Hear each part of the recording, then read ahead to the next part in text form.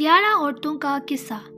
ایک مرتبہ حضرت عائشہ رضی اللہ تعالیٰ عنہ نے رسول اللہ صلی اللہ علیہ وآلہ وسلم کو 11 عورتوں کا قصہ سنایا۔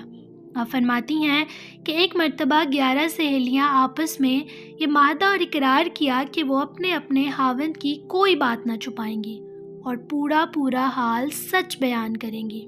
ان کے خاوند دوسری جگہوں پر اپنی اپنی ضرورت سے گئے تھے۔ یہ حالی تھی تو دل بہلانے کے لیے بیٹھ گئی اور باتیں شروع ہو گئی۔ ہر ایک عورت نے اپنے اپنے شوہر کا حال بیان کیا۔ پہلی عورت نے کہا، میرا خاوند نکارا دبلے اونٹ کے گوشت کی طرح ہے، جو ایک دشوار گزار پہاڑ کی چوٹی پر رکھا ہو، نہ پہاڑ کا راستہ آسان کہ جس کی وجہ سے وہاں چڑھنا ممکن ہو، اور نہ ہی گوشت ایسا عمدہ کہ تکلیف اٹھا کر لایا جائے۔ یعنی اس عورت کا خاوند بیکار آدمی ہے، اس میں کوئی خوبی نہیں، برائے نام کسی کام کا ہو بھی تو بدحلق اور متکبر اتنا ہے کہ اس تک رسائی مشکل ہے۔ دوسری عورت نے کہا کہ میں اپنے خاوند کا حال نہیں بتا سکتی، میں ڈرتی ہوں اگر اس کے عیوب بیان کرنے شروع کروں تو پورے نہ بتا سکوں گی، کیونکہ اگر بتاؤں تو ظاہری اور باطنی سب عیوب بیان کروں۔ یعنی دوسری عورت نے اپنے شوہر کو سراپا عیب قرار دیتے ہوئے اس کے عیب بیان کرنے سے معذرت کر لی۔ تیسری عورت نے کہا، میرا خاوند لمبا ہے، یعنی احمق بے وقوف ہے، اگر میں کسی بات پر بول پڑوں تو فوراً طلاق، اور اگر چپ رہوں تو لٹکی رہوں، یعنی زبان سے کوئی ضرورت بیان کروں تو طلاق کا خدشہ ہے، اور اگر خاموش رہوں تو اس کو میری پرواہ ہی نہیں، نہ شوہر والیوں میں شمار نہ بے شوہر والیوں میں، کوئی دوسری جگہ تلاش ہی نہ کر سکوں۔ چوتھی عورت بولی، میرا خاوند تہامہ کی رات کی طرح ہے، یعنی معتدل مزاج، نہ گرم ہے نہ ٹھنڈا، نہ کسی قسم کا خوف ہے نہ ملال۔ گویا اس عورت نے اپنے شوہر کی تعریف کی اور اس کا شوہر میانہ راوی اور اعتدال کے راستے پر چلنے والا ہے، نہ زیادہ چاپلوسی کرتا ہے نہ ہی بیزار رہتا ہے۔ پانچویں عورت نے کہا، میرا خاوند جب گھر آتا ہے تو چیتا بن جاتا ہے، اور جب باہر نکلتا ہے تو شیر بن جاتا ہے، اور جو کچھ مال و اسباب گھر میں چھوڑ کر جاتا ہے اس کے بارے میں پوچھتا بھی نہیں۔ اس عورت نے بھی اپنے خاوند کی تعریف کی کہ وہ گھر آ کر بے خبر ہو جاتا ہے، نہ خفا ہوتا ہے نہ کسی چیز میں دخل دیتا ہے، اور گھر میں جو کھانے پینے کی اشیاء ہوں ان کے متعلق باز پرس نہیں کرتا۔ چھٹی عورت نے کہا، میرا خاوند اگر کھاتا ہے تو سب نپٹا دیتا ہے، جب پیتا ہے تو سب چڑھا جاتا ہے، اور لیٹتا ہے تو اکیلے ہی کپڑے میں لیٹ جاتا ہے، میری طرف اپنا ہاتھ تک نہیں بڑھاتا تاکہ میرا دکھ درد جان سکے۔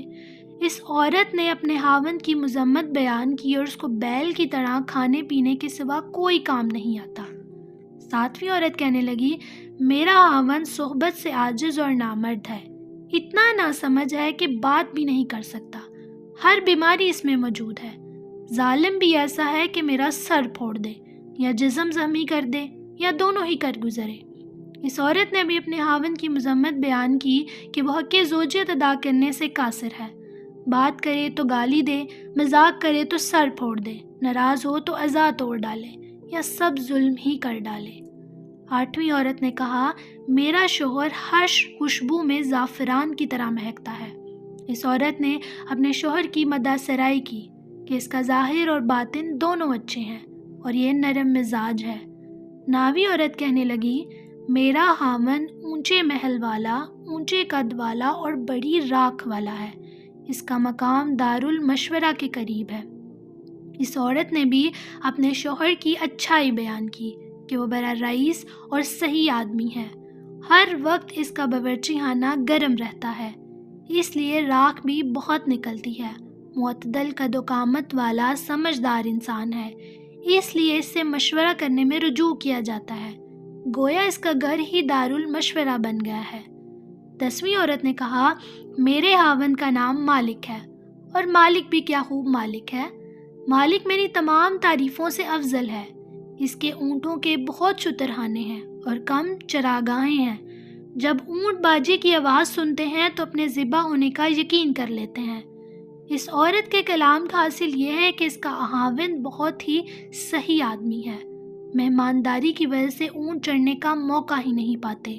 اور گھر میں ہی کھڑے کھڑے ذبح کر دیے جاتے ہیں اور مہمانوں کی مہمان نوازی کے لیے پیش کیے جاتے ہیں۔ 11ویں عورت نے کہا، میرے خاوند کا نام ابو ذرہ ہے، اور کیا خوب ابو ذرہ ہے،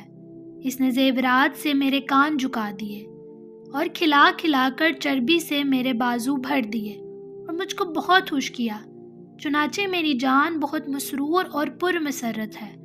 اس نے مجھے بھیڑ بکری والوں میں پایا جو پہاڑ کے کنارے رہتے تھے اور تنگی سے گزر بسر کرتے تھے، سو اس نے مجھے گھوڑے، اونٹ، کھیت اور ہرمن کا مالک بنا دیا، یعنی ذلیل و محتاج تھی، اس نے مجھ کو باعزت اور مالدار کر دیا۔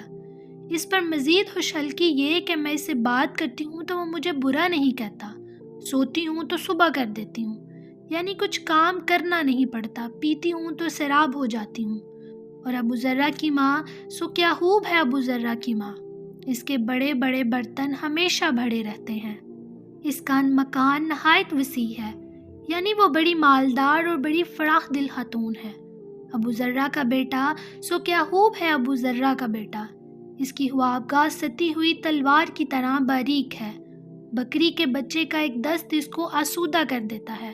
یعنی بہادر ہے، سپاہیانہ زندگی گزارتا ہے کہ ذرا سی جگہ میں تھوڑا بہت لیٹ جاتا ہے۔ اسی طرح کھانے میں بھی اس کی غذا مختصر اور قلیل ہے۔ ابو ذرہ کی بیٹی، بھلا اس کی کیا بات ہے، وہ باپ کی تابع دار اور ماں کی فرما بردار ہے، اپنے لباس کو بھرنے والی یعنی صحت مند اور موٹی تازی ہے، اور اپنی سوکن کی جان ہے، یعنی اپنے خاوند کی پیاری ہے، اس واسطے اس کی سوکن اس سے جلتی اور کڑتی رہتی ہے۔ ابو ذرہ کی باندی کا کیا کمال بتاؤں، ہمارے گھر کی بات کبھی بھی باہر جا کر نہیں کرتی، کھانے تک کی چیز بھی بلا اجازت خرچ نہیں کرتی، اور ہمارا گھر کوڑے سے آلودہ نہیں کرتی، یعنی مکان کو صاف شفاف رکھتی ہے۔ یہ ہماری حالت تھی۔ مزے سے دن گزر رہے تھے کہ ایک روز ابو ذرہ گھر سے نکلا تو راستے میں وہ ایک عورت سے ملا جس کے ساتھ چیتے جیسے 2 بچے تھے جو اس کی گود میں 2 اناروں سے کھیل رہے تھے۔ بس وہ ابو ذرہ کو کچھ ایسی پسند آئی کہ اس نے مجھے طلاق دے دی اور اس عورت سے نکاح کر لیا۔ اور ابو ذرہ نے جب مجھے طلاق دی تو میں نے ایک شریف سردار مرد سے نکاح کیا جو عمدہ گھوڑے کے شاہ سوار، سپاگر اور نیزہ باز ہے۔ اس نے مجھے بڑی نعمتیں دی،